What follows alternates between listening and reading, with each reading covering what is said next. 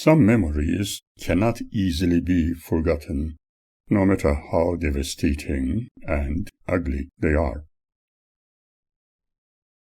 I often heard stories from several of Annette's school friends that there were allegedly male teachers interested in young girls, but maybe it was more a case of teenage girls having a crush on them. Was it nothing more than a fabrication? Sometimes one heard how certain teachers have been jailed for inappropriate behavior. Considering the news one hears these days in regard to student and teacher relationships of the unwanted kind, perhaps nothing was left for the imagination. But I was told that certain physical education teachers advised their female students against such relationships. Some girls were allegedly making use of the vulnerability of their male teachers. Unfortunately, there were students who blamed the teachers to hide their own shame. Some of her friends, sadly, had similar tendencies. Annette was very talented in telling make-believe tales, arguing them to be true. I still wonder what happened to the sweet child she used to be. She used to smile often, loved to dance, and was so wonderfully happy. What changed her into what she became? Where did we go wrong? Normally, parents with their opposing ideals could cause such an unacceptable change in a child's character. However, I am convinced that there was something else in play. Being imaginative, she was quite capable of making an elephant out of a small fly. Imagination is certainly highly desirable, especially when considering artistic endeavor.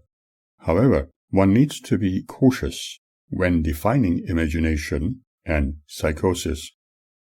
It needs to be noted that I am by no means judgmentally accusing anybody, but analytically observing the circumstances.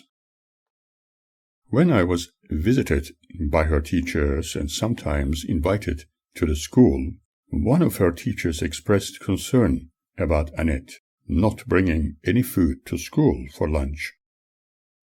And when asked why it was so, she told the teacher that her father was having financial problems and could not afford to buy basic foods.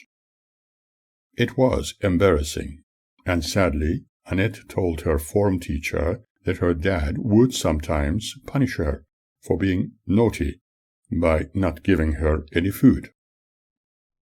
Was she perhaps confusing me with her mother? For this has never happened. The teachers were concerned, but I have always made sure they all had the best food available, had good clothing, and lived in a happy environment, so that they would develop mentally and physically, and in the process, hopefully become caring and kind people to themselves and others. Although her teachers did not believe the ugly stories they had been told, it really surprised me. One morning, after breakfast, and having prepared healthy sandwiches and fresh fruit in their lunch boxes, I decided to follow Annette from a safe distance so that she could not see me. After a period of walking towards the school, which normally took about 8 minutes, she dropped the contents of her lunchbox into a roadside rubbish container. I collected the items which were individually packed and went to the school.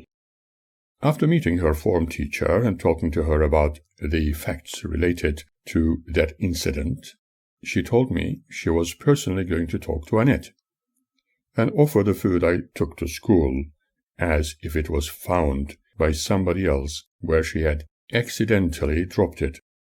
Alas, this trend went on for a while. I wondered if she was under the influence of her mother, thinking of me conjuring up bad spells with the sandwiches I prepared for her. I could not be sure, as she had very unusual characteristics, and her fabrications were almost compulsive, and was no longer a reliable individual. Whatever changed is still a puzzle for me. Has she ever changed? The teachers discovered that her father, as a sole parent, never neglected Annette as she claimed. I am sorry to say she never appreciated my parenthood, especially after being subjected to the wisdom of her school friends, who she obviously considered more intelligent and caring than her own parents. In fact, whenever I made suggestions about food or fashion, she always told me things like, "But my friend does not believe that. My friend said it could not be right. My friend would never wear something like that. My friend says she would not believe any man, because her mother—" She closed herself off completely as she matured. No one could tell her anything any more, for she had indeed become a big, all-knowing I am. Was this trend typical? What are we really teaching our children as a whole society?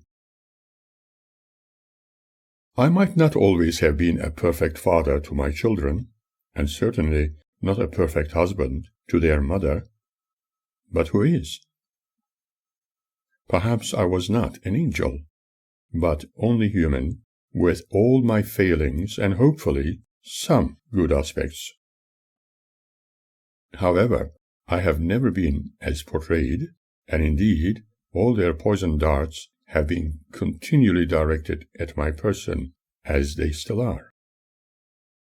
They were no longer seeing anything nice in me, blaming me for all their failings. I was rejected completely on advice given by the preachers of doomsday on their discovery of my faithlessness, as I did not follow man-made myths or cults. I was, as I still am, freed of all utopian beliefs. I choose to remain open-minded and accept everyone for who they are. I respected everybody without judging them, as I still do, but was treated as if I did not. I am forever grateful for all the gifts life has provided me with, for having life, for having great friends, a family, a wife, and wonderful children whom I never considered as my possessions, for they had their own lives to live. I worked and studied, earning some buying power, all for a wonderful life for my children and my family. I also had feelings, wishes and dreams like everybody else, for I am a human, but not evil. I was portrayed as being totally the opposite, yet I have always been a man with imagination and ambitions. I am a humanitarian, but I am not religious. Because of this, whenever I pointed at a Bible text to my wife, she always snapped at me, shouting, "Shut up, you godless, evil man! How dare you speak of God's word to me?" But I love all things. I always search for beautiful things in life. I was not evil, as I was portrayed. I'm a philosopher, always trying to see the silver lining behind the brooding dark clouds, for I know the sun always shines behind them. I never desired to exaggerate things, but accepted them as they were. I still remain the same. I do not change in my resolve. I certainly did not come to earth to follow fanaticism of any kind. Rather, freely expressing myself, inventive and creative, colorful and happy, amicable and approachable, but never someone who would break all moral codes as I was painted. I preferred not to brag about myself then as now, but acknowledge my place in the world. I was not egotistical and did not consider my own interests above everything else, although deep inside I was still a child, but not immature, for I was forced to grow up very quickly, almost bypassing my childhood. I developed various interests over the years. I was interested in learning languages, for I wanted to be able to communicate with people. I was interested to get to know all about the wonderful human species, no matter what color, race, lingual background, or belief system.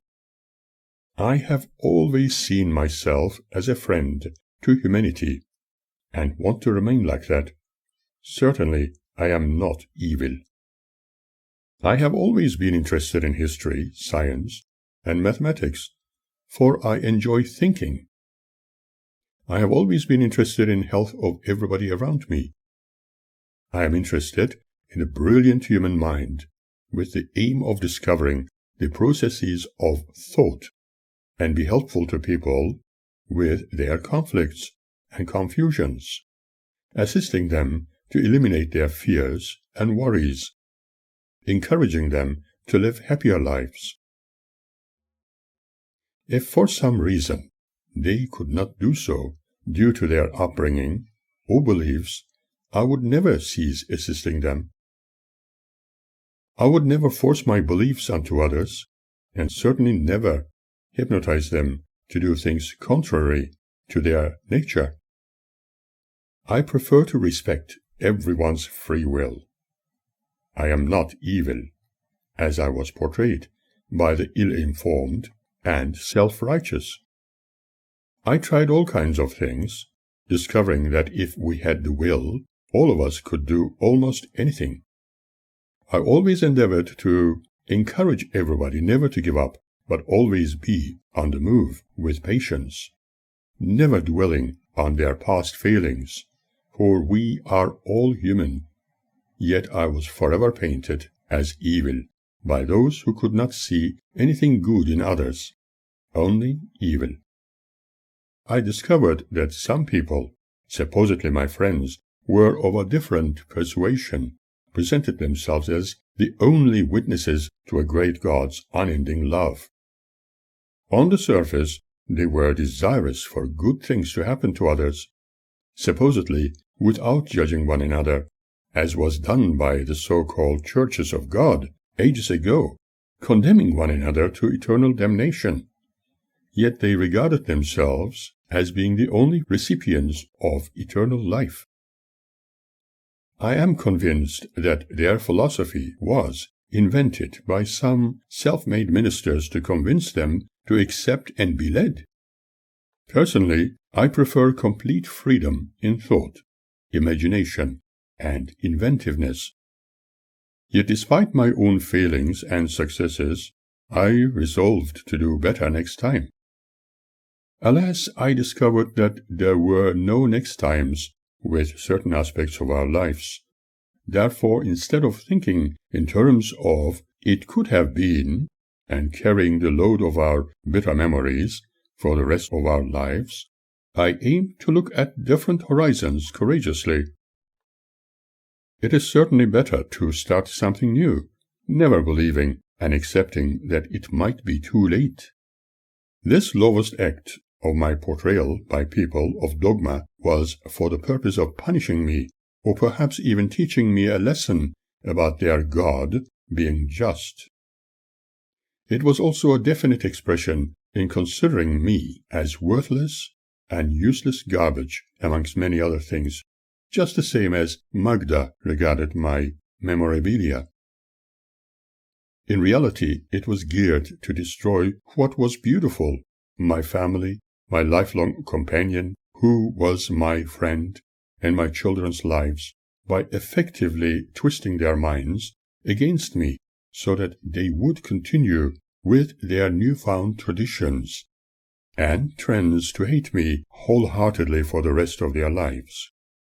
Instead, I refused to bend like they wanted me to, holding fast to my democratic right to be me, without harm to anyone, for we, as humans, are free agents, freely roaming the cosmos, and therefore our lives must be like a freedom song. Those so-called friends were people who would delight in kicking a falling man, and never offer a helping hand. They were those who forever condemned everybody in the world, no matter where their devotion had led them. Even people and organizations performing charitable deeds for many others were viewed in the same light. That was not my world. I was mistaken by believing in those who despised and rejected me, truly destroying my family in the name of their God. Sadly, they kept claiming to be my righteous friends. They proved themselves to support the real criminals in case they repented their evil deeds, accepting them as if nothing had happened, and yet shunning those whom they disfellowshipped for their greatest sin of questioning the Spirit. They, the Jehovah's Witnesses, consider a murderer or pedophile and a person questioning the Spirit, as they interpret in their own biased ways of thinking, as equal in sinning. Where is the logic in this? And where the righteousness? However, when considering Annette's claims that her father had been neglecting her, whereas her school principal and teachers knew that it was not so, I must include that I never said anything about it to her, and behaved as if nothing had happened. Despite her attitude towards me and her dislike of the food I prepared, I kept following her, picking up the lunch items I had deliberately placed in special packaging from where she was dumping them every morning, and taking them to the school without her knowledge. It was becoming an interesting game as I kept collecting those packages and fresh fruit. One morning, however, an elderly woman passing by asked me if I was so desperate for food that I had to dig into the roadside bins. It was embarrassing, and I felt the need to tell her the reason. Later I discovered that Annette's teachers had also noticed that she was losing weight fast, telling everyone she was undernourished and not looked after. Whenever I heard others speak like that, I felt more depressed, for I never neglected her, and her health was vitally important to me. I was not sure about her sister Birgit. She was a very quiet one when home, but kept being very active when at school. However, she was not as thin as her sister. It appeared as if she had a better understanding of me than Annette and her mother. I was seeing my son very rarely while his mother was trying to completely alienate and distance him from me. Was that not evil? I know for a fact that because all Jehovah's Witnesses shunned me, Magda, Jehovah's faithful servant, could not do any less. That was the reason she always avoided talking to me, answering my questions in regard to the children with silence.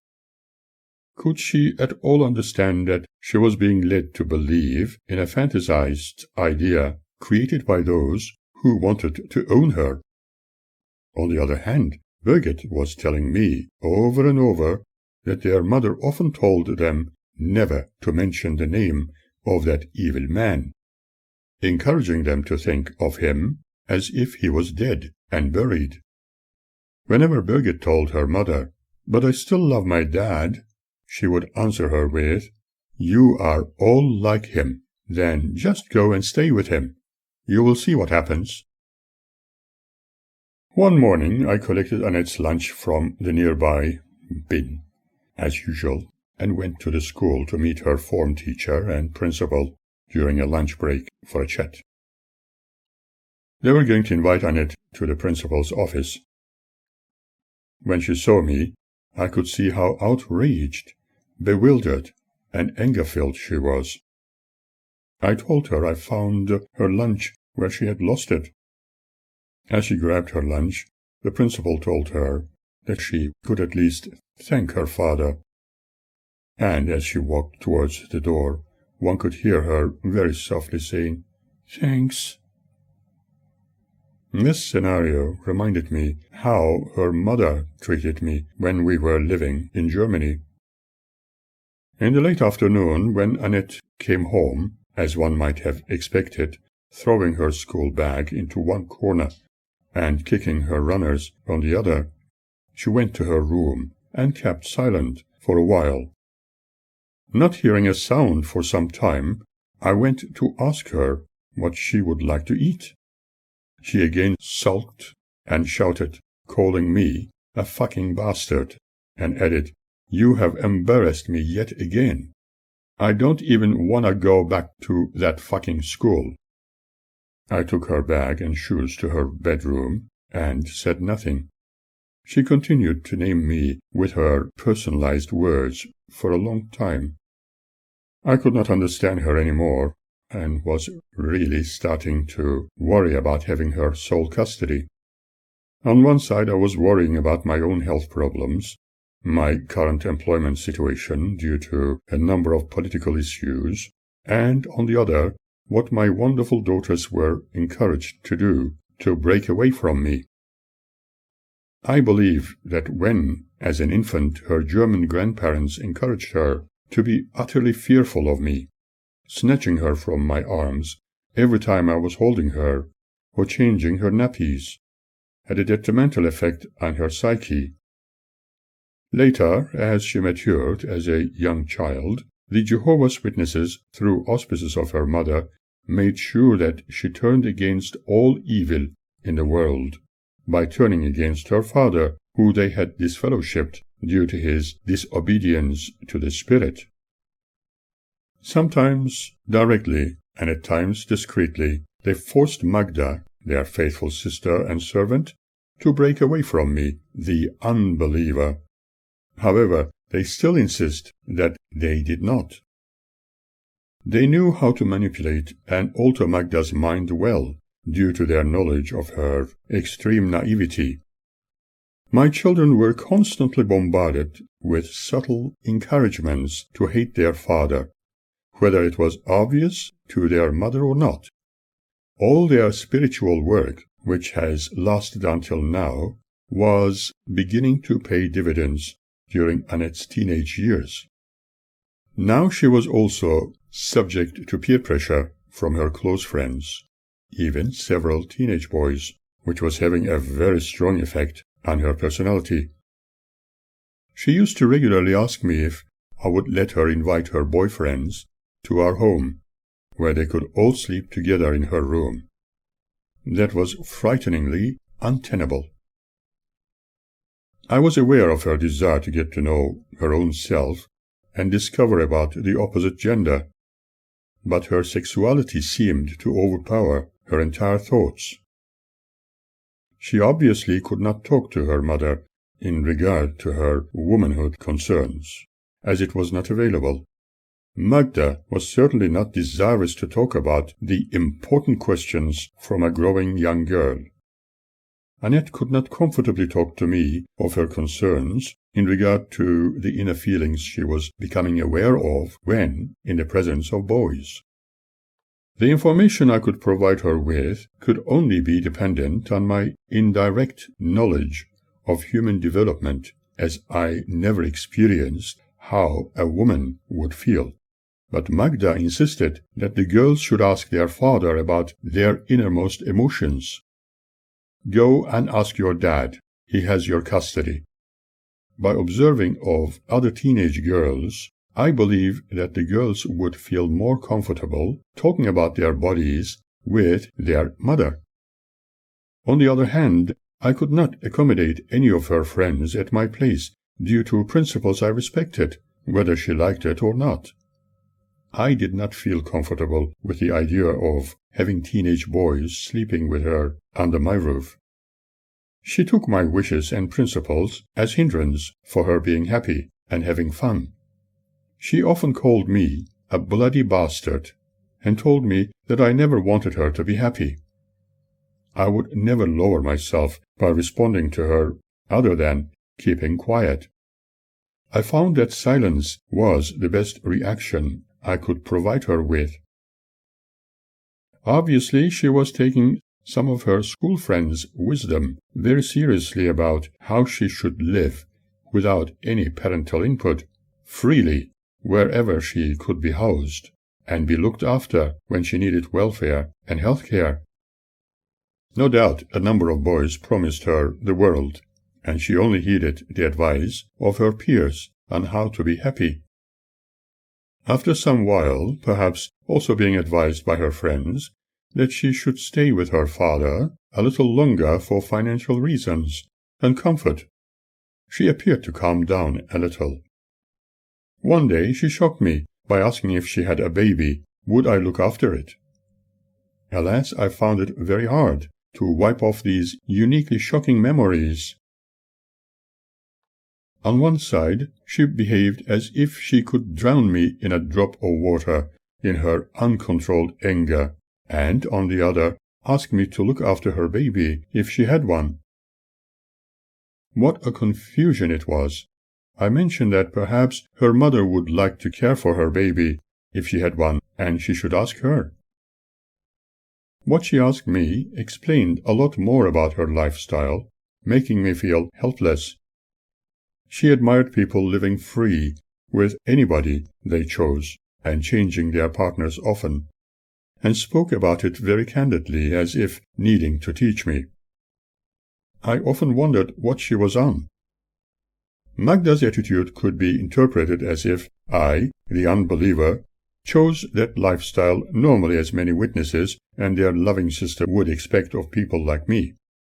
Several witnesses who did not know me and met me later spoke to me along those lines without realizing I was no longer accepted by their other brothers and sisters. Unfortunately, teenage pregnancies were becoming an epidemic. When I was finally able to communicate with their mother, at least in this instance, she was in agreement with me for once, although avoided eye contact, talking into the air. However, I believe that she had been advised to try to communicate with me, in case I might be saved from the clutches of the devil. When some time ago I made suggestion that maybe we could try getting back together for a short while, but if it did not work, we could go our separate ways again, without any heartbreak or blame. As mentioned, she had to consult with her faithful brothers first, and if they agreed, she was going to let me know. The family court accepted our proposal for a trial period, and Magda moved into my Elwood address, but immediately began complaining about how small the unit was, without giving me a chance to tell her what I was planning. She said she was not interested in materialism, and that was her final word. A week later, she was yet again interrogating me about this and the other girl. She had changed significantly, for she was not a very happy woman, presenting a persona of being enslaved to a lifestyle forced upon her by the cult. Even physically she looked different. For instance, she plucked her eyebrows into thin lines as it was in the 1940s, but it did not suit her. In reality, it made her look like a witch. If I had a magic wand, I would probably change her looks immediately. However, it was her choice, and I was not going to make any comment about it. The girl I once loved had beautiful eyebrows, but this face I was gazing upon declared that she was no longer the girl I used to know. A short time later, she was complaining that she did not feel free to worship God by going house to house, preaching, or visiting kingdom halls with the children, as they never wanted to go to those places anymore. They appeared to experience satiety. If we were to live as a family again, I decided to surprise her with our own home, which was going to be large enough and hopefully to her liking. Our young son and daughters would have their own bedrooms, and she would have a separate room if she preferred. The court removed the original decision for our access period, and we were to have joint custody of our children as before. But Annette was of an age where she had the right to choose which parent she wanted to stay with or live elsewhere. Hopefully, she would have the wisdom to choose the right path. However, Magda's absolute intention was exactly as the Jehovah's Witnesses wished her to do, to raise her children as she was dictated, bypassing the young one's desires and ignoring me completely. I have seen people from different backgrounds, race, and religious identities, and they were happy as family units despite all their differences. But I had the distinct feeling that it would be very difficult for us, as we had lived apart for such a long time. Furthermore, she would never change her resolve, and I could not be persuaded to accept an elusive God who is ever ready to destroy the world. I could perhaps keep enduring and tolerating, but my heart was no longer willing to live the rest of our lives in restrictions inflicted upon us by a man-made religious belief system, although I never opposed anybody. I made mention of my health-related concerns, and that several biopsies indicated I might develop a form of cancer over the years, and that I had to keep a watchful eye for any developments. Interestingly, Magda did not pay any heed to what I had said, as if I was telling lies. She was obviously adamant to believe nothing I explained. I was expected to be an unfaithful, untruthful person, like the rest of the world. Deep down, I did not want to continue with this arrangement. If we could at all live together, how long would it last without any hurt? It was anybody's guess. Soon after, Magda moved to an address close by, complaining that my place was too small. Although we both seemingly agreed that we would share the welfare and health expenses of the children, access to them would remain open-ended.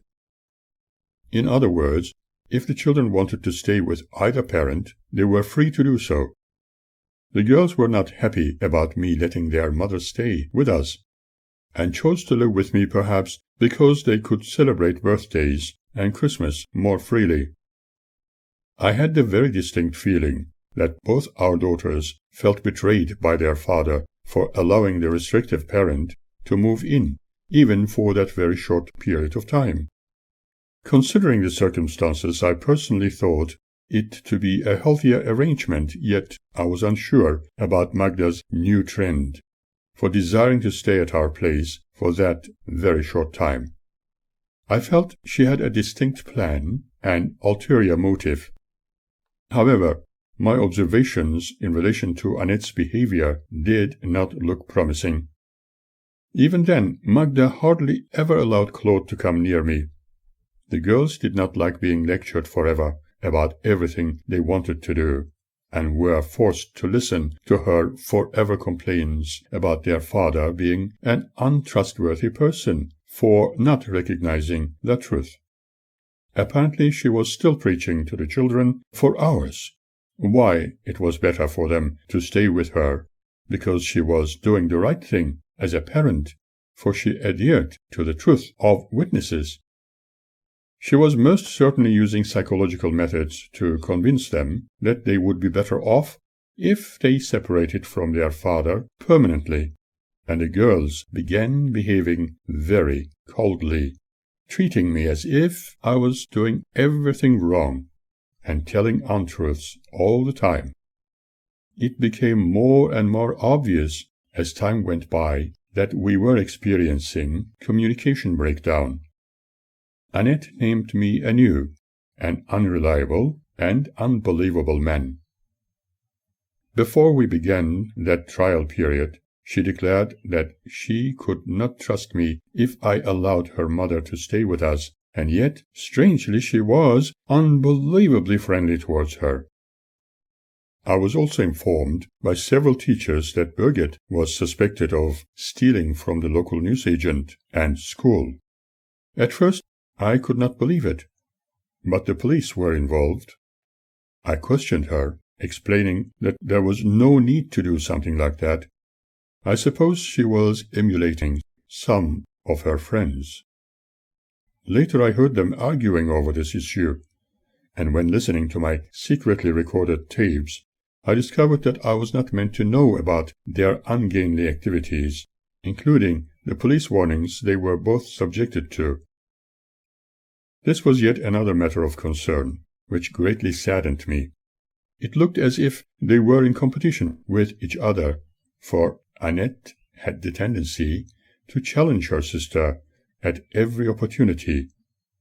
Following my surprise recordings, I discovered Birgit crying after Annette told her that no boys would like her, as she was an ugly girl and simple. Children can be very cruel indeed, and Annette delighted in hurting with words, as this was also her natural behavior. Many times, discovering my sadness, although I always tried to show no such emotions, Birgit asked her sister why she hurt Daddy again. Annette usually shrugged her shoulders and muttered, "I don't know." Some time ago, I bought a cassette tape recorder with a radio for Birgit's birthday, and she was extremely happy about it. A great joy was streaming from her. I too felt as happy for this wonderful child, who was evidently very joyful.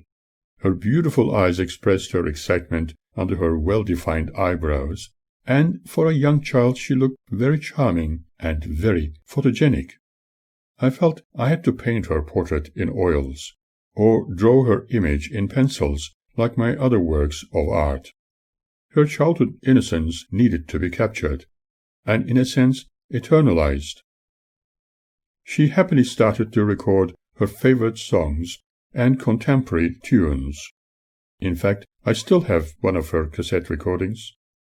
Unfortunately, she had the tendency to record another song before the previous one had finished, without any pause in between. However, it was her handiwork, and that was valued. She was enjoying her new toy, and often sang with it. I recently discovered her recording of me playing the keyboards. I wondered if she had listened to them at all. All her schoolwork, assignments, paintings, and carvings, as well as her diary, have been kept safe with me. I have saved all my children's school memorabilia proudly. Unfortunately, I do not have much of clothes, for his mother kept him away, and I am convinced that she did not value nor save any of his memories, probably discarding them as garbage. However, every time I looked at this memorabilia, like their photographs and sound recordings, all the memory is once more refreshed, and everything sad or happy is recalled.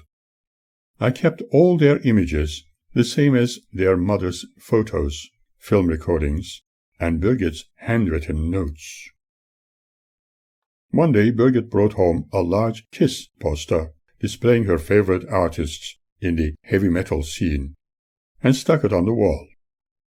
When I removed it, I told her that it would be better if we framed it, but she was very unhappy about me removing it, for I was sure that she did not understand me at the time. Nevertheless, I framed it, but never had a chance to give it to her. Maybe one day, when and if I ever see her, I might pass it on to her. However, I was not sure how she had come by it. Did she buy it from her pocket money, or was it stolen? Annette told me that she took it from one of the shops and walked off with it. But since Annette had the habit of telling imagined stories, it was not easy to believe her.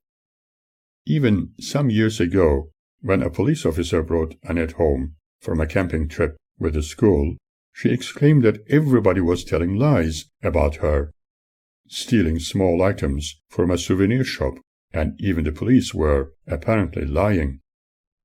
They were her childhood adventures, but I would feel happier if she did not steal anything under all that peer pressure.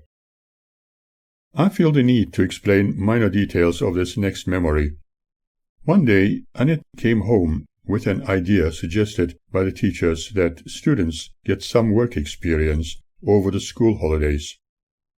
Soon, they were to complete their high school education, and if successful, were going to be eligible for higher education, possibly study at a university. She was among those who preferred not to continue, and therefore was encouraged to consider an apprenticeship towards employment. She even mentioned about some of her friends wanting to go into the escort service. However, before the term was over, she was recommended to undertake work experience and prepare a report about it as one of her assignments. She insistently wanted to get a job as an escort, but since she loved McDonald's food so much, I suggested that maybe we should consider such an experience during the next 2 weeks at their local branch in Glenhuntly Road, and she appeared happy about it. I contacted the restaurant's manager regarding the school assignment, and they were happy to employ Annette for a short period of time. The following morning I took her to the restaurant and introduced her to the staff. After her first day, she felt very tired, but reasonably happy. At end of the week, she complained that I was a slave driver, making her work. She said she hated work, and quoted what her friends suggested. There are easier ways to make money. The following week, she wanted to take more time for herself. This experience was to give the students a taste of what work could be like, hopefully assisting them towards independent living. A few weeks later, she was still accusing me, wanting her to become my slave. It was never my intention, and if she could earn money from this, it would remain completely hers. She obviously felt the need to accuse someone, and I happened to be an easy target. What had happened to the once upon a time, often smiling, happy child she used to be? I could no longer explain anything to her.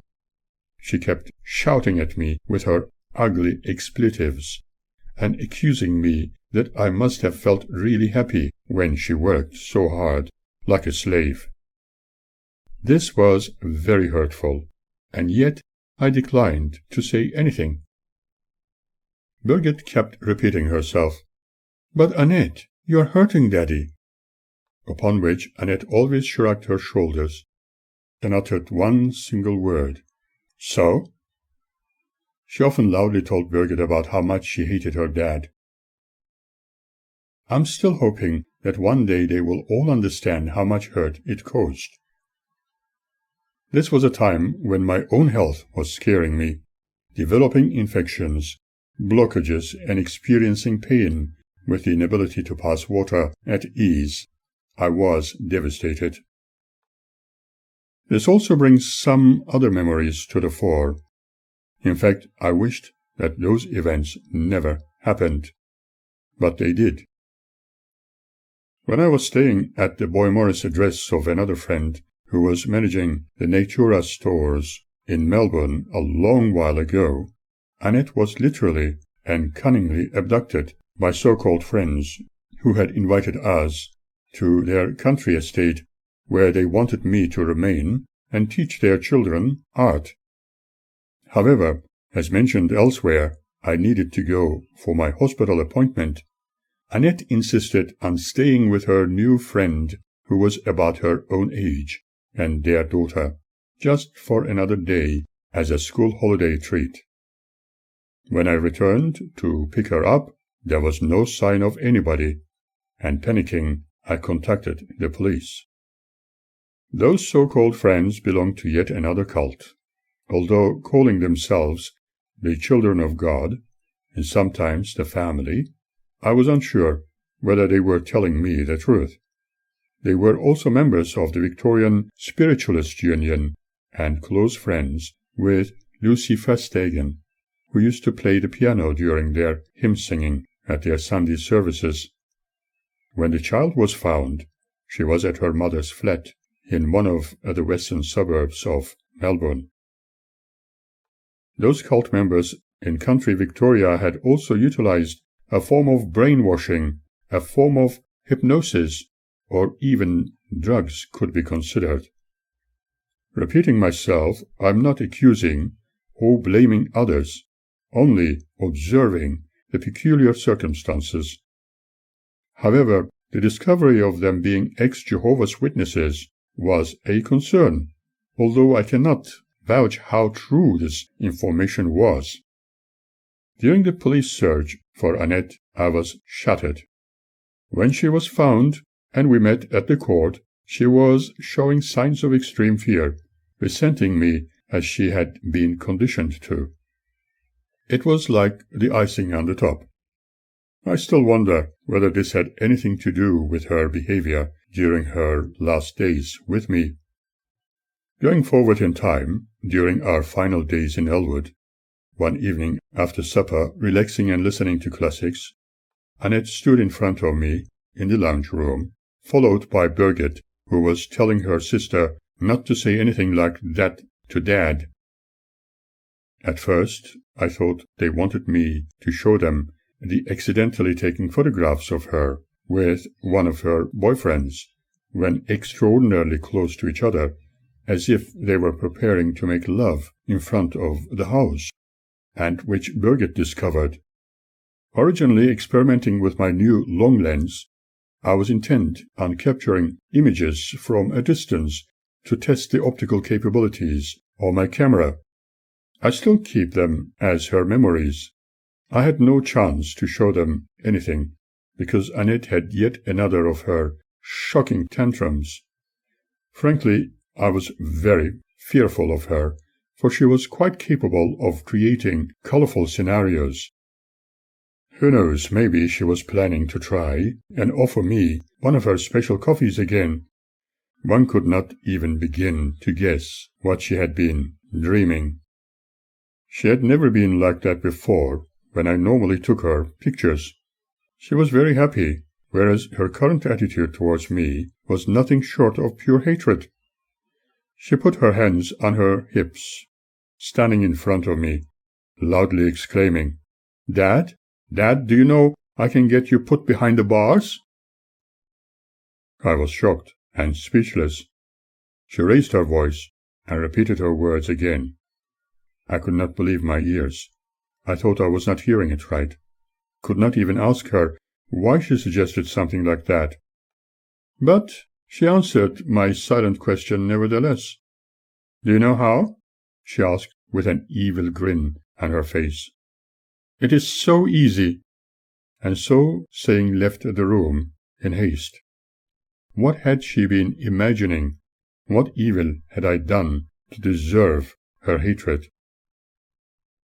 Birgit stood next to my chair, as if wanting to comfort me, yet I might have been wrong thinking like this. She said, "Annette was talking about this for some time now, Dad.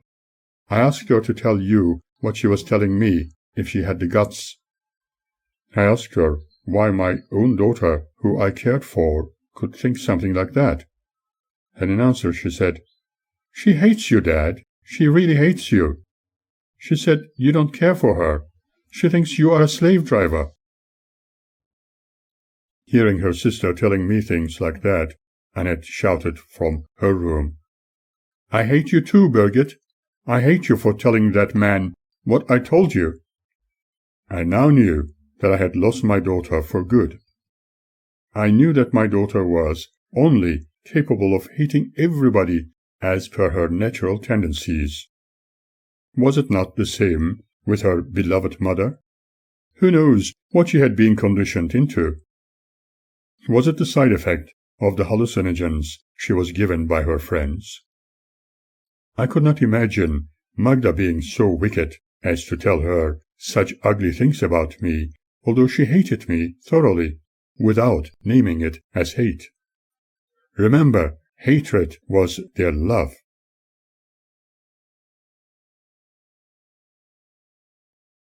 I also knew that some of Annette's school friends talked degradingly about their parents. Besides, it was fashionable for teenagers to do so. Parents were so ignoramus and stupid, were they not? Annette always wanted to be the most important individual, telling her friends that she had the same experiences as them without it being so. For instance, when friends said that their father was promoted, she immediately told them that her father was also promoted, without it being true. If someone spoke of their mother having cooked a nice dinner, she would immediately declare the same. She never wanted to appear any less than her peers. However, if some of her friends exclaimed something like, "You can never trust men," she had to accept it as her reality. This was a trend she shared with her mother. After years of associating with Magda as husband and wife, I can safely say this is the absolute truth.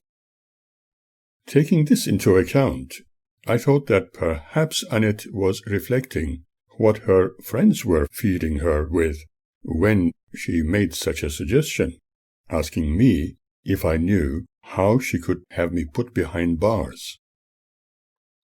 I heard Birgit ask her how she was intending to do that, and in answer she shouted at me exactly what she told her sister. "You will see." From then on, Annette's eyes were full of hatred towards me. They were like hot coals, directed at my person.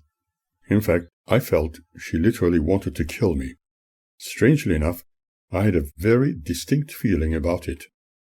Obviously, she was extraordinarily angry and disappointed with me for letting her work at McDonald's for a few days, and for not allowing her to sleep with a number of boys.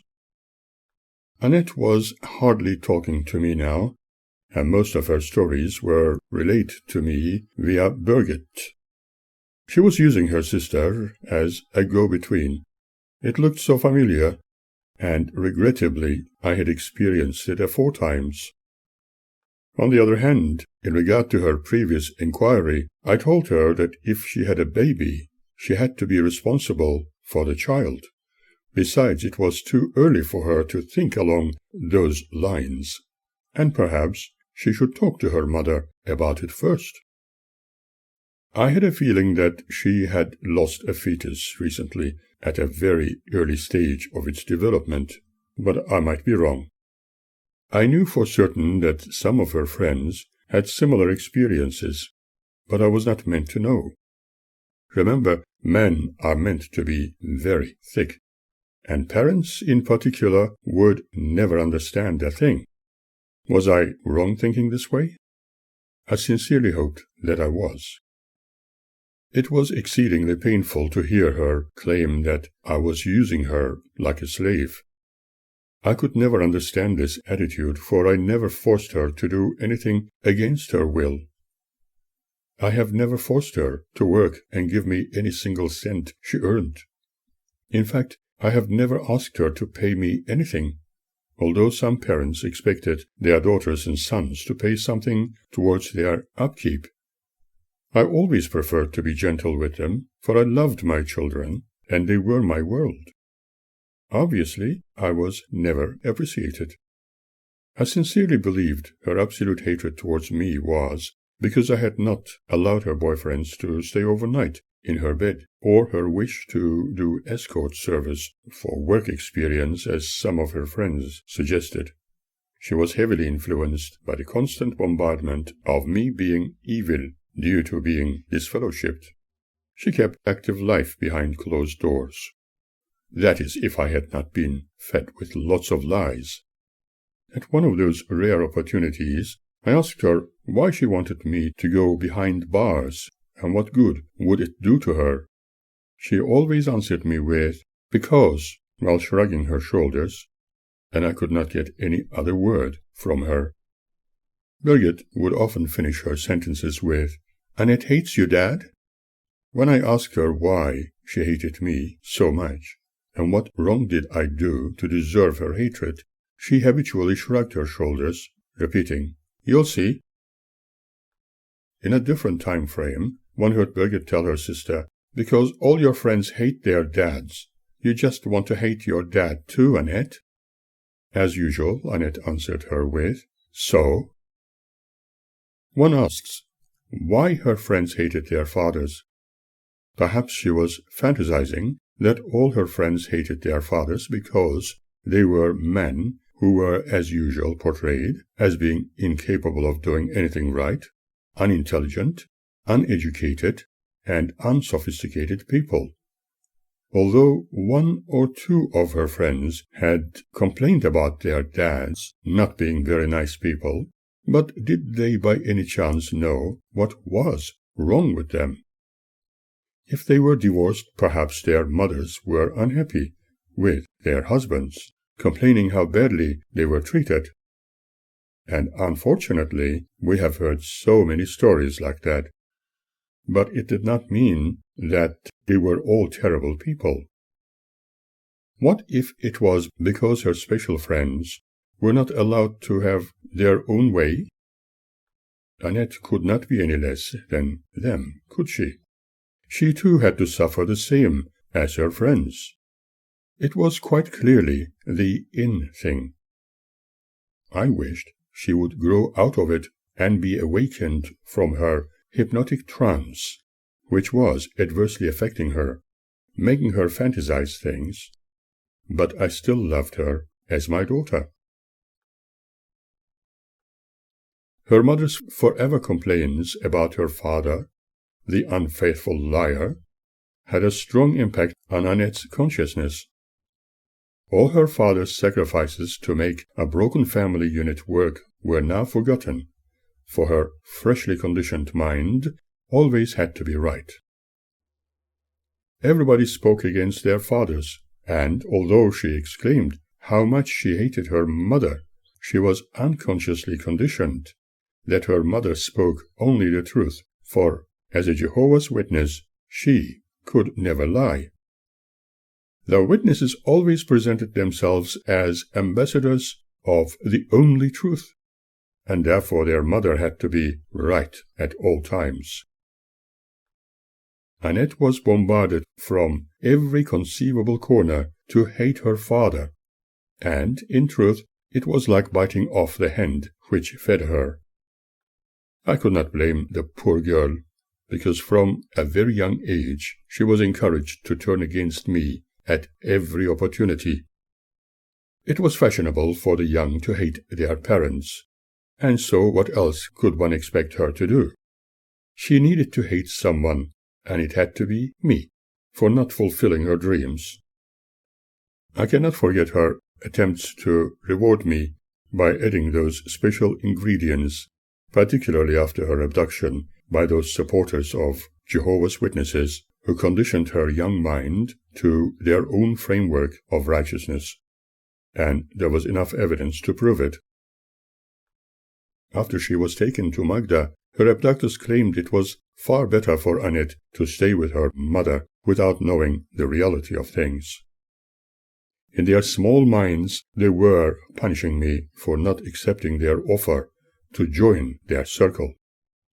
Magda was so thankful to her God Jehovah for bringing her daughter back after her abduction all that time ago, so that the child could be disciplined in accordance with Bible principles as they interpreted. Alas, my medical appointment at the hospital was seen as an evil thing on my part, and they claimed I could have left it to another time. But medically I needed to have those treatments no matter what those so-called friends thought. I was not going to make any apologies for that. Under those circumstances, my panicking and contacting the police was a very natural thing to do, as expected of any caring parent. I remember how that red-bearded man with a shotgun threatened the detectives I went with. They were also going to keep the large speakers I once built, which they wanted to audition. Eventually, they were returned to me. It was all because my loving daughter demanded to stay with her friend when I had to attend my medical appointment. As the whole story was reported in the media, we became famous. A month and a half later, when Annette was discovered displaying her disgust towards me at the court hearing when being returned back to my custody, she was never the same. I can still see how she buried her snotty nose in her mother's skirt, while occasionally looking in my direction extremely anxiously and fearfully, making me feel completely rejected. Later it was confirmed that the cult to which her abductors belonged have been utilizing mind transformation techniques. In other words, a specifically formulated hypnosis to make children do their bidding, where adults and children share equal relationships with each other. I mentioned a little of this elsewhere. Who knows what she had been influenced with? I deeply regretted accepting that invitation and my undermined trust in those so-called friends.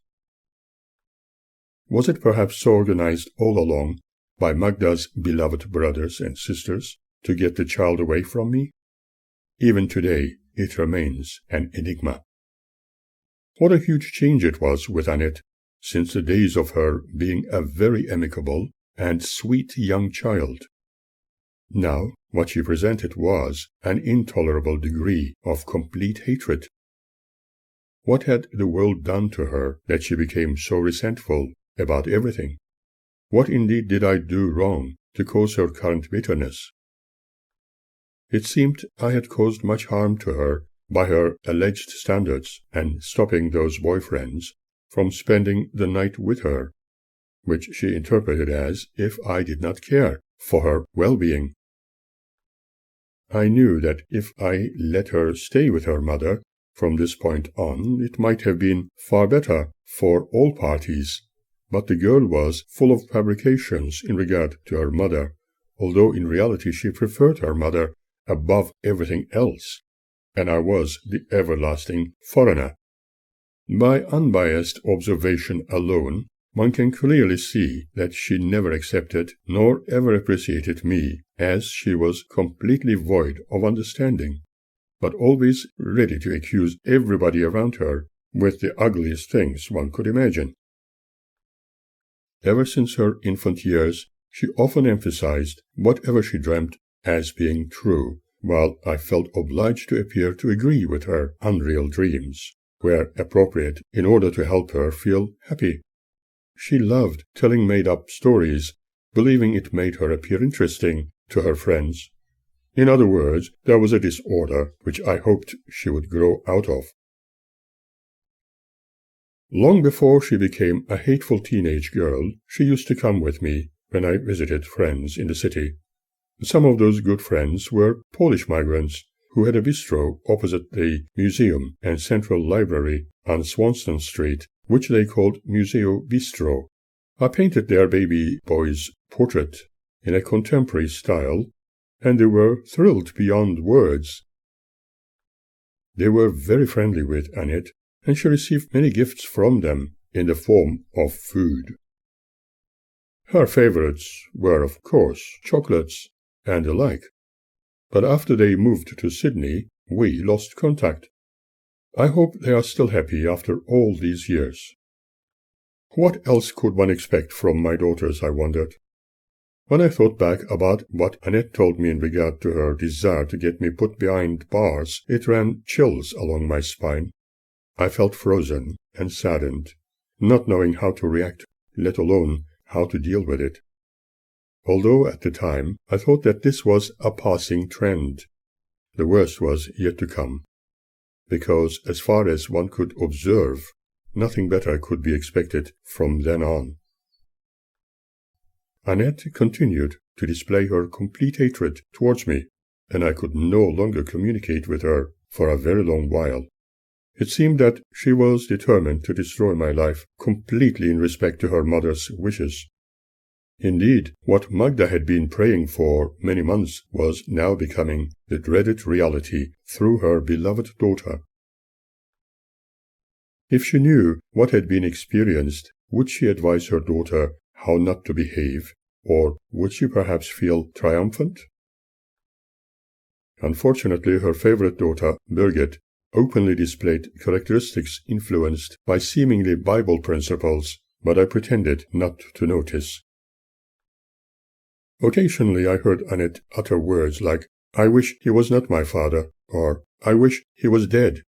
I also heard her say, "I know he is not my real dad," and "I'm sure he is not related to me. I cannot be his daughter." One can guess how it made me feel. I had the very distinct feeling that she was advised to do something nasty and get away with it because of her young age. What harm was she planning to do in her extremely naive mind? I believe even Birgit was knowledgeable of this. Frankly, I was constantly on edge, thinking that they would commit themselves to do the unthinkable while I slept, causing me many sleepless nights for a long time. From then on, I decided to change my life for good, and for the better. The very best thing for me was to put aside all my memoirs in regard to a dreamt-of family, my parenthood, and raising happy children, burying them in the past, never to consider any of them again. And yet, I was not going to destroy the memorabilia they left behind. I felt the need to write my entire story for all to read and hopefully understand what life circumstances exist in the human world. Alas, this became my own wretched story of life. Due to being subjected to enormous stress levels, as well as other genetic considerations, my health began to suffer more.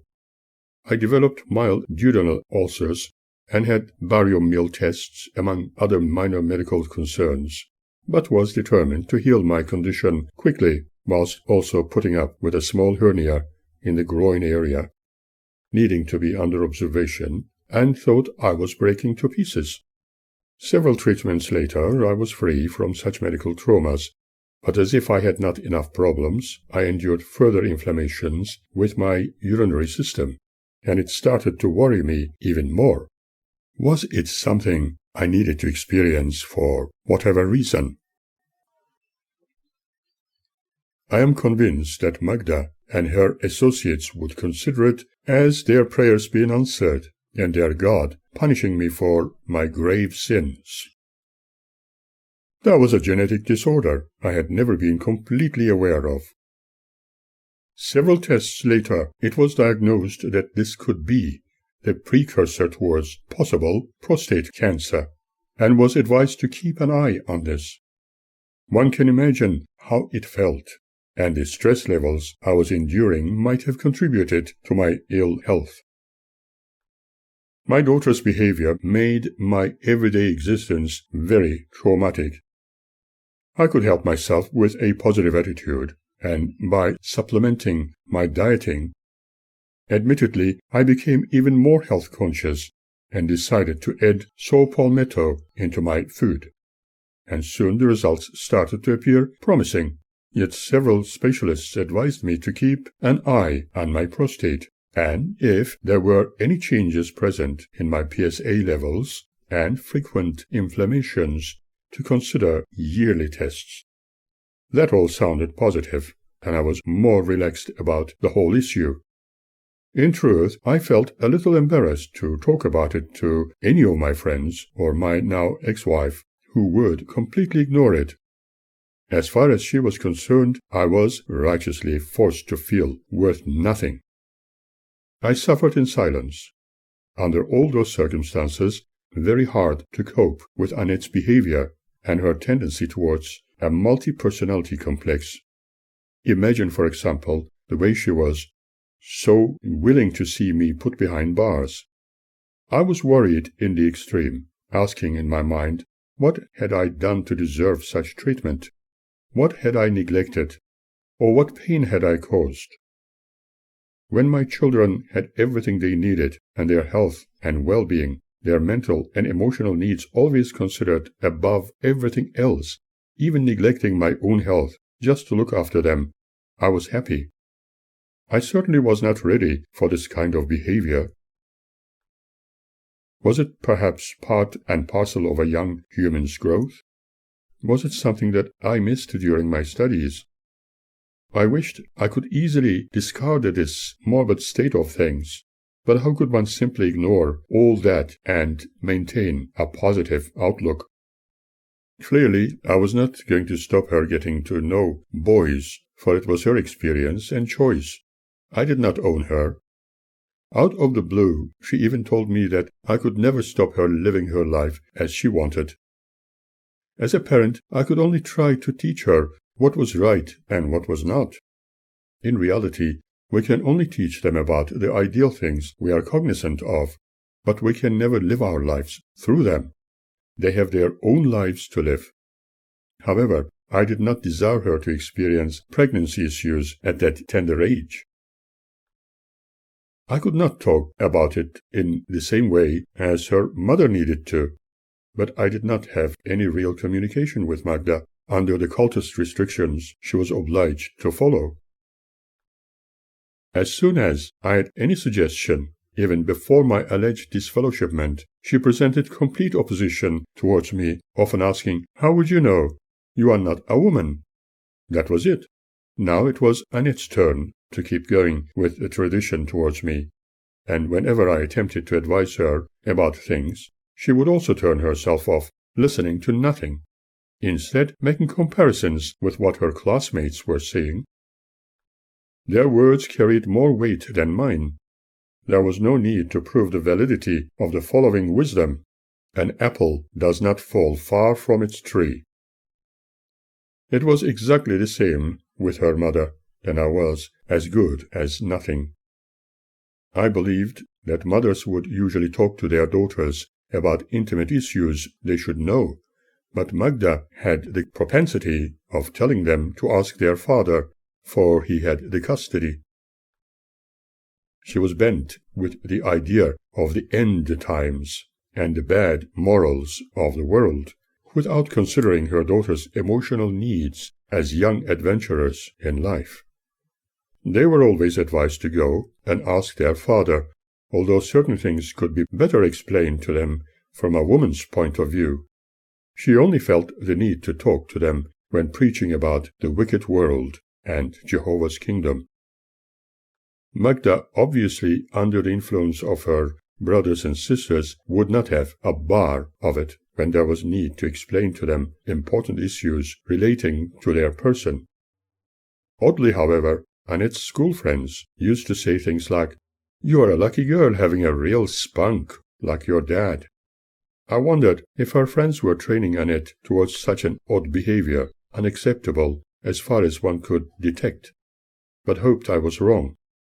They looked like multicolored peacocks, with their unfashionable makeup and body piercings, as they were seemingly following a punk culture. Whenever they saw me on the road or by the shops, some of them used to shout at me, "Hello, spunk!" I did not feel comfortable with that. Sometimes even Birgit gossiped about her friends, talking all about their thoughts of her dad being a spunk. I have never seen myself as such, nor tried to appear that way. That was very unusual.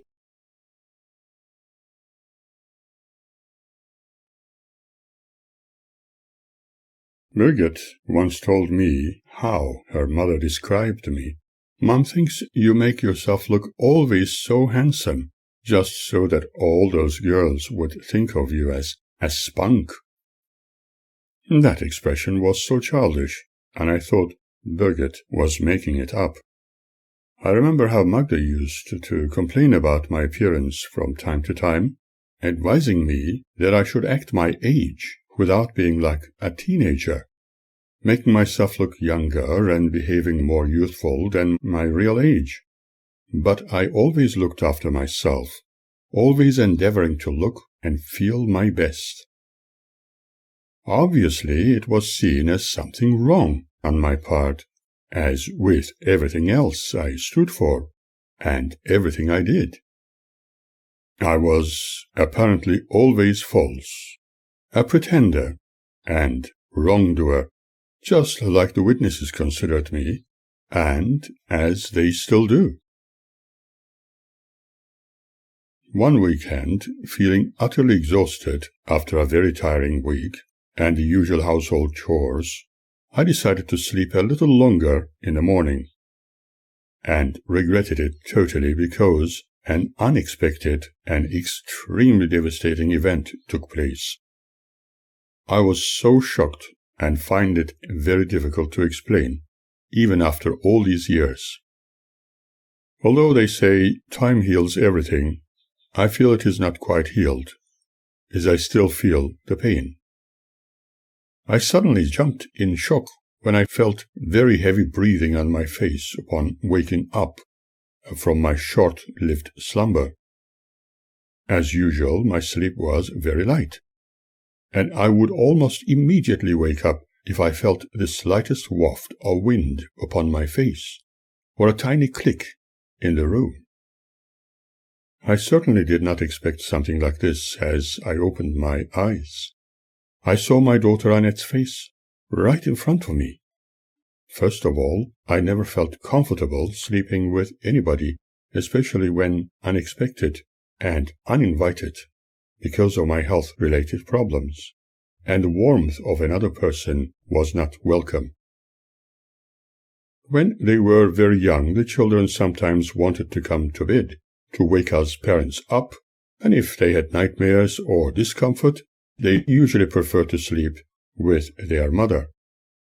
But when one's daughter slips into one's bed after a certain age, it is extremely unusual.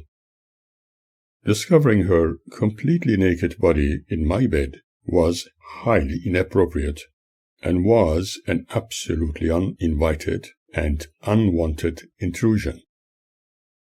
She was my daughter. I am certain she knew that I would not countenance such behavior.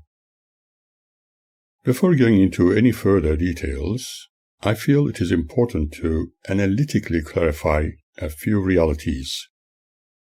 What is considered herein is an absolute truth statement, which can be testified to under all circumstances. My life so far has been like a science fantasy, with all my creative imagination, dreams, and personal experiences. However, they are within my reality and true to my conscious mind, although they may be just empty nothings for the extremely biased. Ideally, it would be far better to accept them as my truth, respecting my viewpoints as I respect everyone else's, no matter how they are perceived. My daughter's dreams may also appear truthful and real to them. However, one needs to consider how they have been manipulated to see only the ugly and ungainly elements surrounding me by those who could do naught else other than hate me, for that is their love, punishing me due to my non-compliance with their bidding. Unfortunately, the poor girls were so blinded that every ugly deed they imagined appeared real within their negatively reformed minds. Their associations in their teens amplified the images they believed they were seeing incorporated within my persona, like, for example, both claiming to have seen a skull with blood gushing out its eye sockets behind me, when such never existed. The absolute truth is that long after when Birgit informed me about her sister's experience, which I had been accused of, it became clear, for I honestly did not know what my sin was until then. And this was apparently the hidden wickedness I seemingly conducted myself in, as per her important plan, under instruction from a low-grade source.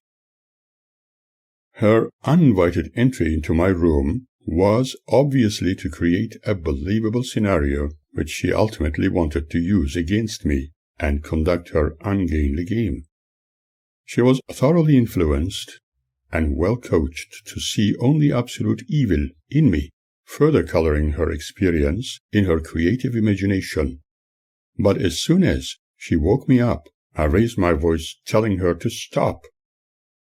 get out immediately and wash yourself." She was in shock. I am absolutely certain that she remembers that moment of shock. She did not get what she wanted and was obviously terribly disappointed, shouting at me with names I never expected from her. "I knew you were a pufta. Fucking bastard. Fucking asshole." It really shattered me. A single man, totally exhausted, sleeping with his dreams. I did not perform what she hoped for. I also had my own health issues to contend with and told her off. This is the reality, and I am not going to apologize for it. This statement is not a blame game by any means or any attempt to change the color and character of any event, nor camouflage an ungainly action. In fact, it is purely to indicate how certain things unfolded in actuality. I know that I have been considered a wicked, heartless man nobody could trust by all my children under their dear mother's deliberate activities for years, painted me as a liar, unbelievable, and unreliable person, because I did not fulfill her dreamt of criteria as her husband, for she apparently feared Jehovah. Even today she keeps painting me, through her daughters, as the greatest evil in the world, after creating the effective groundwork to hate me, because she never knew how to love. The saddest part is that she considers it as the righteousness of her God. But the real evil has been no other than the Jehovah's Witnesses who shunned me, encouraging her to break me down completely by her deeds, which she could not even understand, yet believed it to be God's righteous will.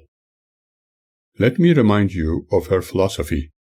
When someone tells me untruths as true, and I preach it as the truth, you cannot blame me for telling the untruth.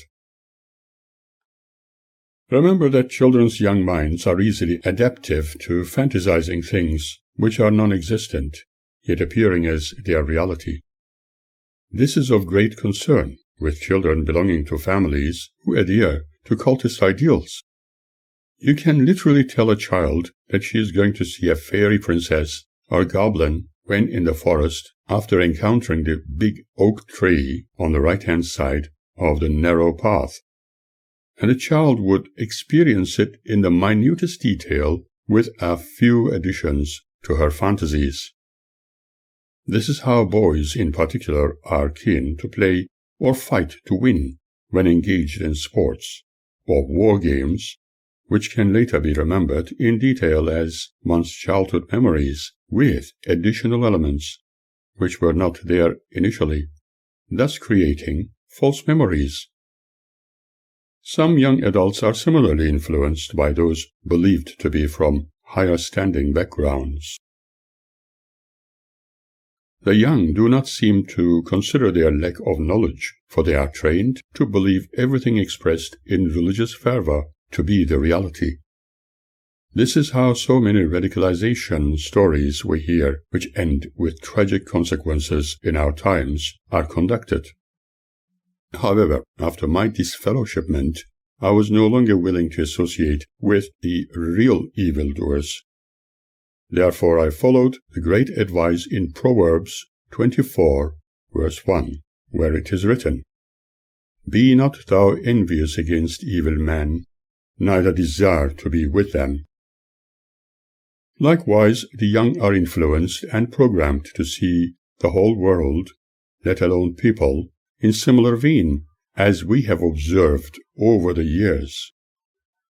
Fanatical parents and their elders' artwork therefore manifests even after many years of indoctrination, as can be evidenced with Jehovah's Witnesses.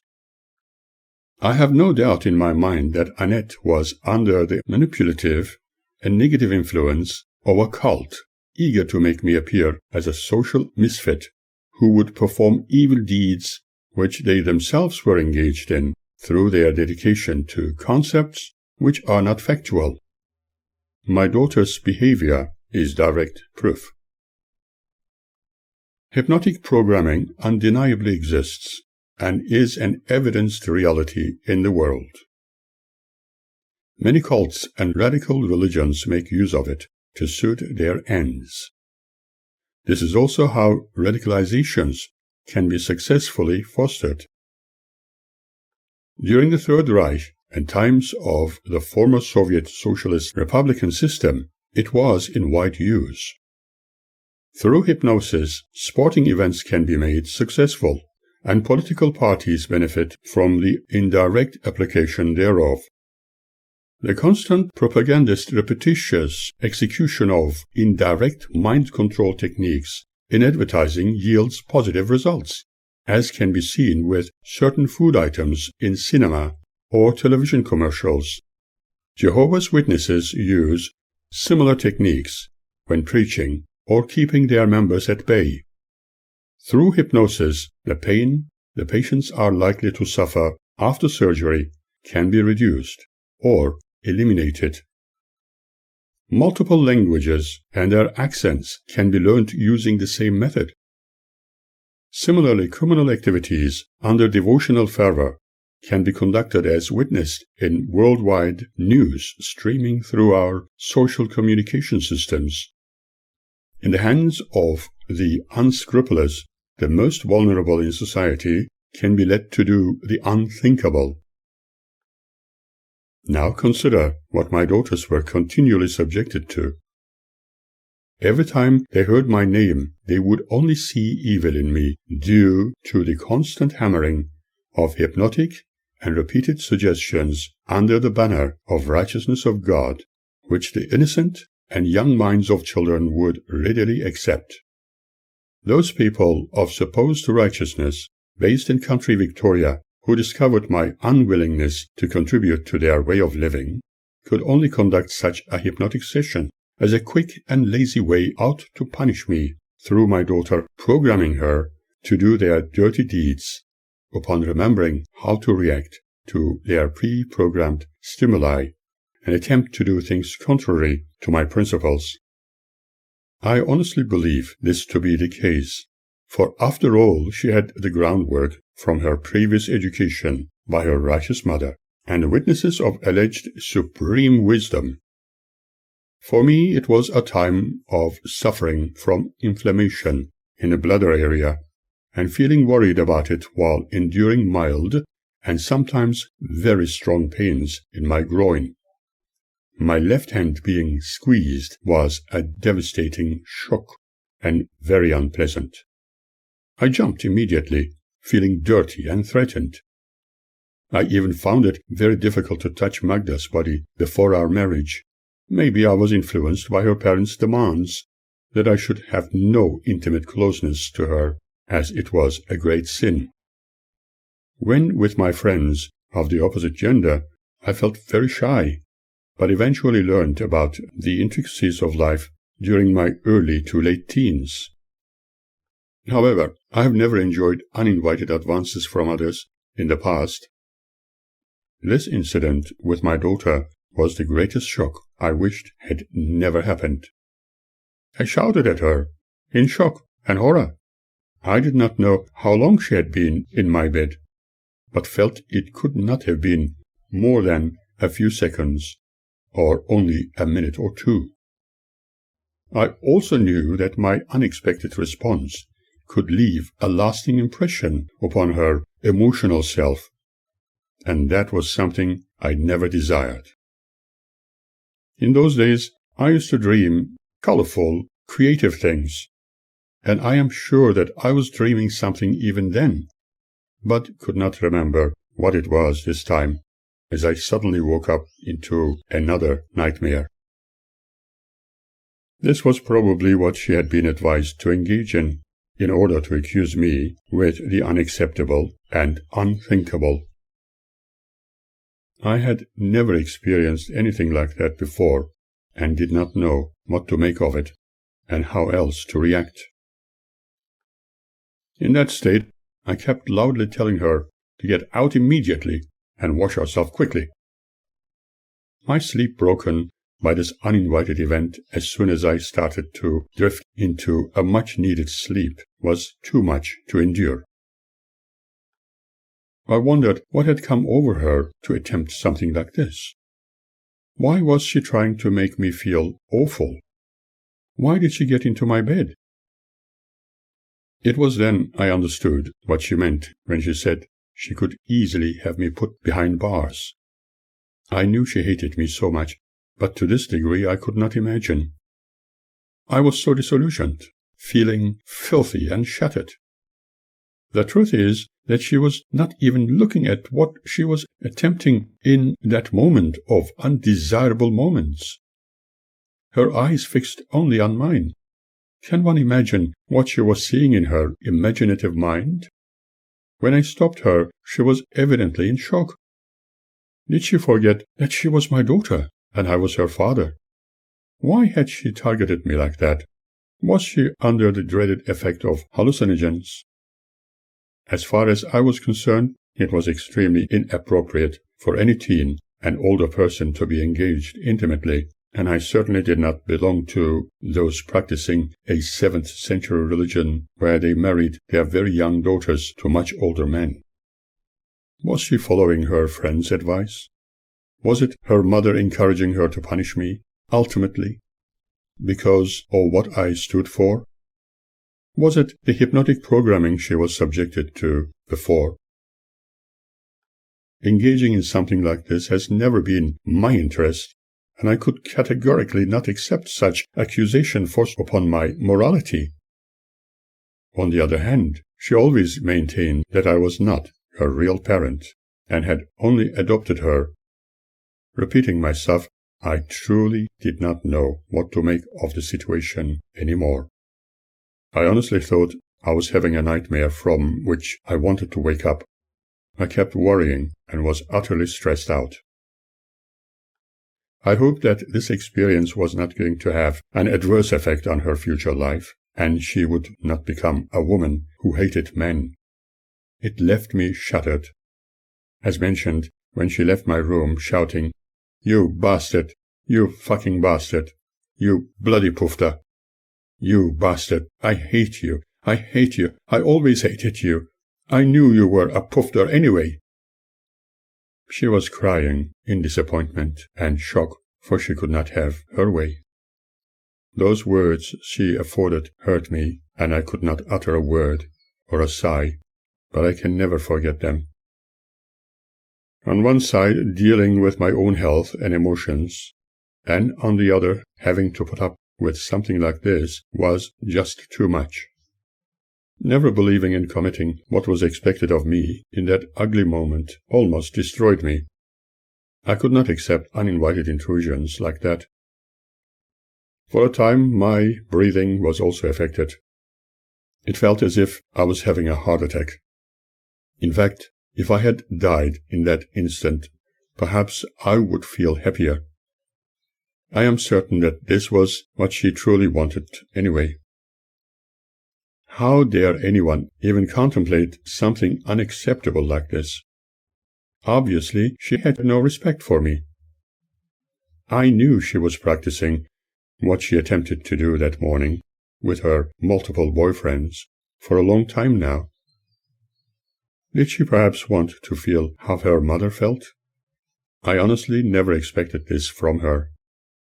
A few hours later she behaved as if nothing had happened, but I took it like a nightmare of the darkest kind, and was happy to have woken up from it.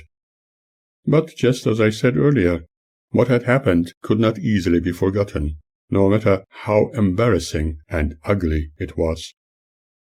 This was a memory I wanted to wipe off, if I could, but in all honesty, did not have the courage to talk about it. At this point in time, I could see where our future was going to take us.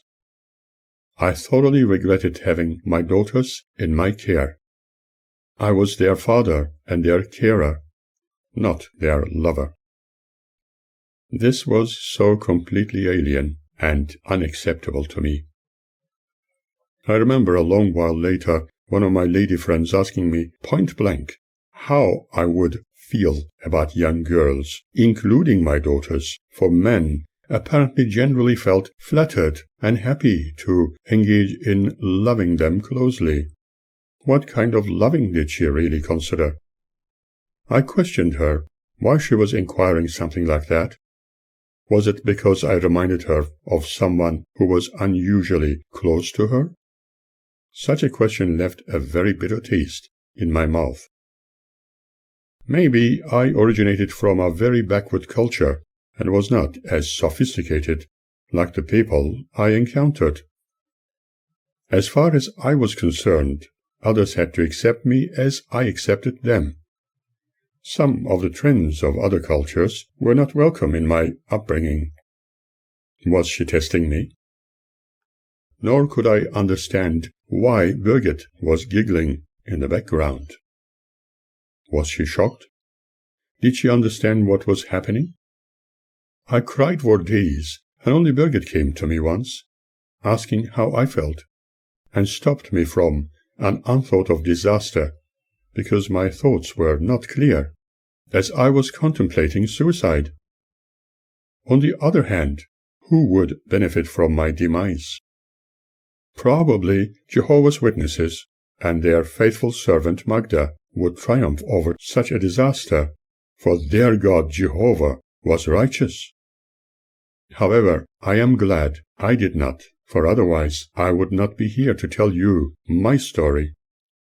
I was relieved that nothing more serious had happened, like the sad stories we hear from time to time. I never wanted to add to the misery of the world. Whether I am believed or not, for I know that males are usually considered unreliable, it is of no consequence or tragedy for me. I can only tell you my side of the story and not lies, as I do not follow any of the religious ideologies. I do not follow darkness. I was both father and mother to my daughters, but never took advantage of their innocence. I would also never demand or expect them to part from their pocket money to pay me for anything. It is true that I have taken many photographs of them, but not to show to a number of old men, as at least one of them has accused me of doing.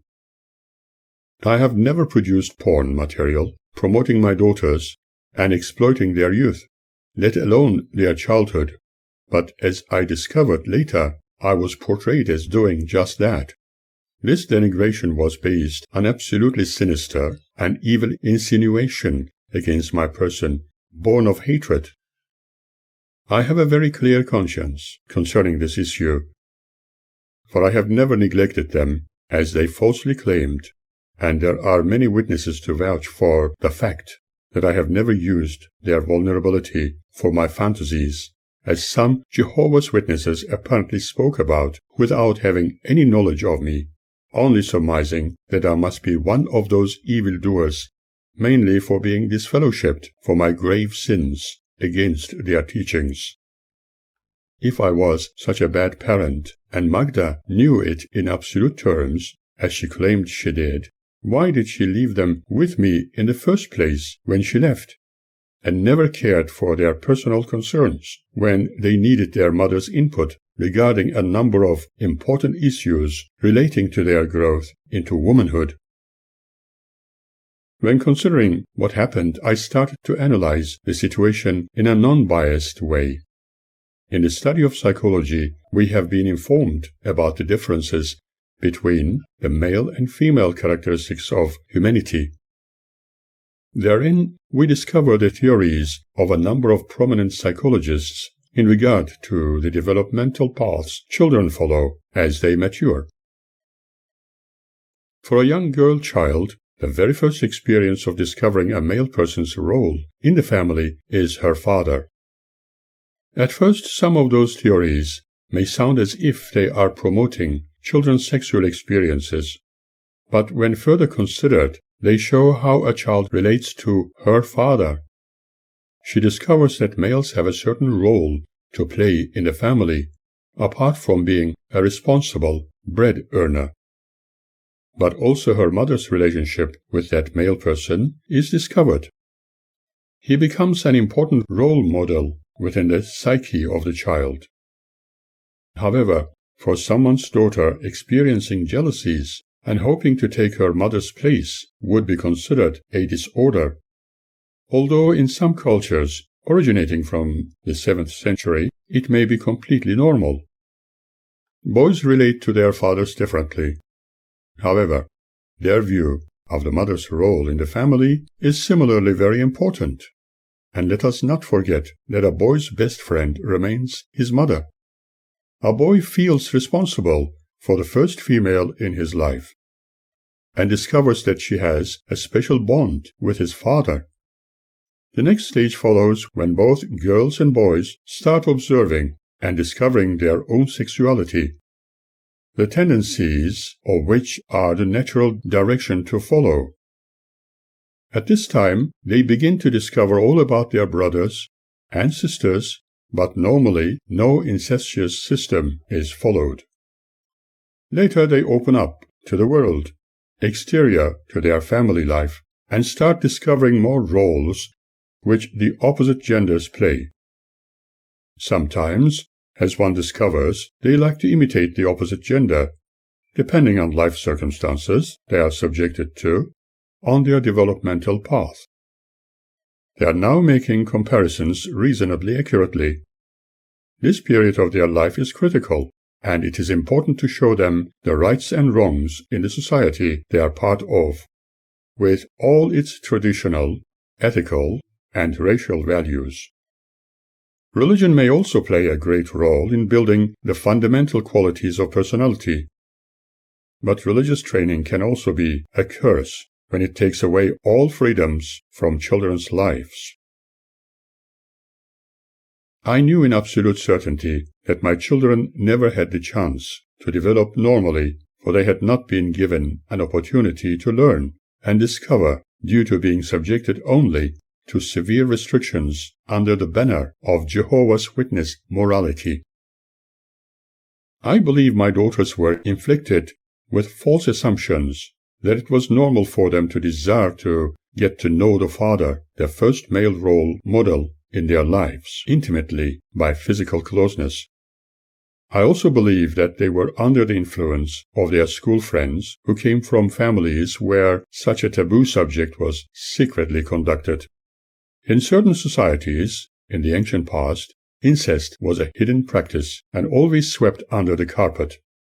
In my youth, I was taught that both genders had their own place within the family circle, and sexuality between close relatives was never considered as normal. However, discovering our own sexuality with the opposite gender within the society we are part of is a very natural factor of our lives. But, alas, we hear many stories which are rightfully considered as being socially inappropriate. Certain forms of religious intolerance exist within groups of people we are surrounded with, and yet those belief systems seem to control moral fabric of family units. Some of my school friends were from that background, and very cautious not to offend a great God, so that they would not be punished in the afterlife with eternal damnation. But behind the curtains, who knows what was really happening with the young? As years go by, we discover so many stories of abuse, making us shiver about the state of humanity. Maybe humans are still following their God's first command of multiplying and populating the earth, according to religious dogma. In other words, they are probably still committing incest as believers in creation, the way they have been taught through the centuries. Remember, according to scriptural wisdom, in the beginning there was just Adam and Eve, and their subsequent children. However, throughout the years we have also discovered that to have good morals we do not need any religion or our Lord God to worship. Good morals and character must first be born within every individual. Upon further observation and study, many of the unwanted and undesirable actions of humans have been discovered among the so-called faithful. Over the years, I heard many stories about sexual abuse of children within Jehovah's Witness congregations. Yet nobody dared to speak up, for nothing was reported to the authorities, and everything was swept under the carpet.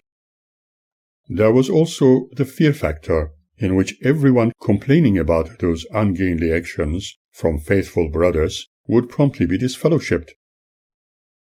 Oddly, we discover that only the victims are disfellowshipped.